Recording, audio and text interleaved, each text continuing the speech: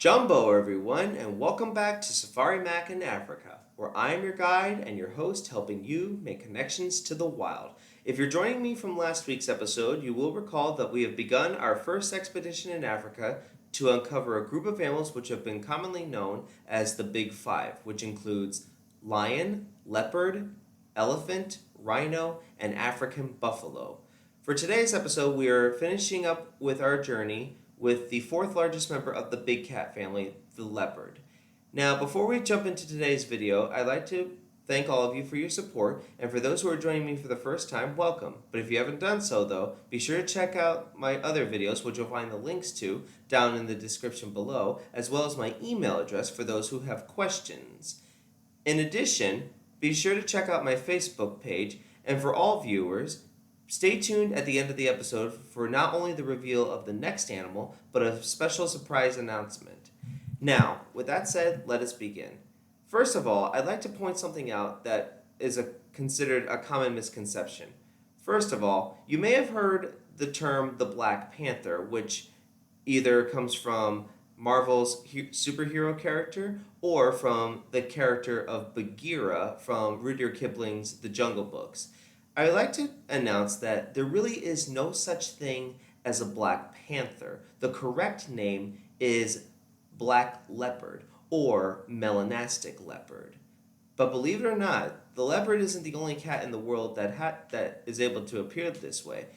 This can also occur in jaguars too, which makes them another kind of big cat that can appear in the melanastic form. Now, how do they get to this point? How do they appear this way? First of all, I would like you to understand this is a very rare event. In fact, only 11% of all leopards worldwide may appear as melanastic. It's really rare. So the deal is that melanistation is what happens when alleles in genetics kind of tend to over replicate themselves to where the darker pigmentation appears. So they'll appear to be more black than their normal coloration. But now another thing that some people sometimes get mixed up with is sometimes people mistake the spots of leopards for cheetah spots or even jaguar spots. Here I'd like to point out the differences. First of all, if you take a really good hard look at the leopard, you can see it looks like the artist who was painting a picture took the time to really handcraft each specific spot on the leopard or even on the jaguar. For a cheetah, it's more like the artist got into a really fit rage and just splattered black spots all over the place. Hey, not all animals have the exact beautiful artful representations that other creatures get. Some are probably just born lucky, I guess. Now, despite their smaller size being the fourth largest cat in the world, these are not exactly the weakest animals. In fact, they are incredibly strong. Thanks to their upper body strength, whenever they catch prey, which can, like I mentioned before, which could range from an impala or animals as big as a baby giraffe, they're able to haul that body up a tree like it was a rag doll with effortless ease. And this is a great adaptation, especially for trying to avoid competition from other predators, such as lions, who would love to take advantage and steal other cats' meals instead of having to get their own food. And another cool thing to mention, the leopard's tail almost matches the exact same length as a leopard's body from head to the very tip of the rear. So, and what I'm saying is, if somebody, God forbid, chopped off their tail and then measured it with the leopard's body, they would find it matches the same length. So, with that long tail, it's a great tool for balance in terms of climbing or hunting or even for communication. Sometimes leopards do like a little tail motion, which can be a signal maybe for a mother for her cubs to keep up, or just for others just to let them know to stay out of their territory, or maybe to follow me. But why? I think we already know that answer. Now, unfortunately, although these creatures are highly adaptable and have conquered more countries than other cats have, unfortunately they are facing a bit of a problem. Now, in Africa, leopards are not really considered to be endangered as the rest of the world, but in North Africa, they are incredibly rare to find. You really just do not find many leopards up in the northern parts of Africa. Right now, the leopards are facing a hard time from habitat loss to fragmentation.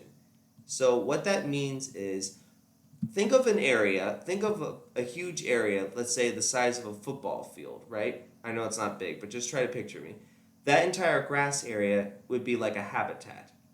Now, let's say that you rip part of that off, you're creating somewhat of a, a group of islands, which unfortunately can cut off their pathways to other places to move around, as well as to find other animals to breed with, which has led to inbreeding. Now, the biggest problem with inbreeding is that unfortunately, this reduces their chances of being able to fight off disease as well as be able to continuously adapt to ever changing climates or habitats.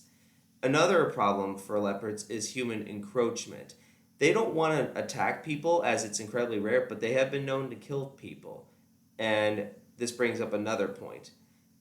Another part of what's wrong is that leopards, because people are encroaching, they're just like the tiger, they're losing some of the habitat where the other prey needs to be able to live.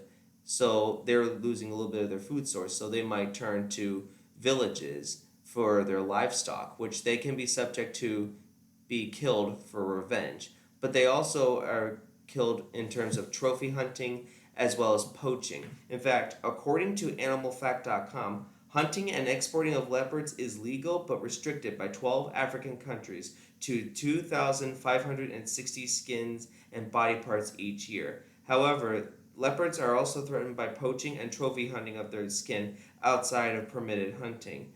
So, in addition to their skins, believe it or not, they've also been poached to have their teeth and other body parts thrown onto the underground market, which can fetch very high prices. So, unfortunately, they're having a bit of a tough time. But there is still hope for the leopard.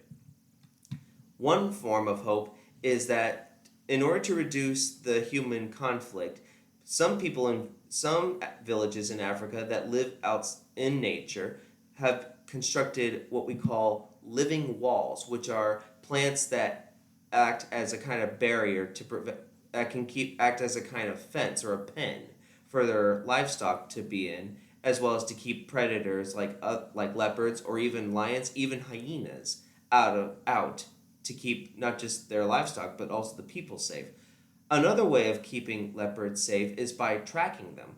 Biologists continuously try to tranquilize leopards so that they can take measurements, see what they are, get their measurements, and then put GPS radio collars on their necks so as to track and see where they're going so that we can figure out better ways to protect them. And finally, probably the greatest tool for the leopard is a wildlife corridor. So remember how I mentioned if you had a big select area that was cut into like islands and such, people are now figuring a way to like create a pathway that can allow these animals to cross safely into other protected areas without fear of human intervention or accidental loss of life. Now, unfortunately, ladies and gentlemen, I'm afraid that's all that we have time for with the leopard. So we will say goodbye to the leopard.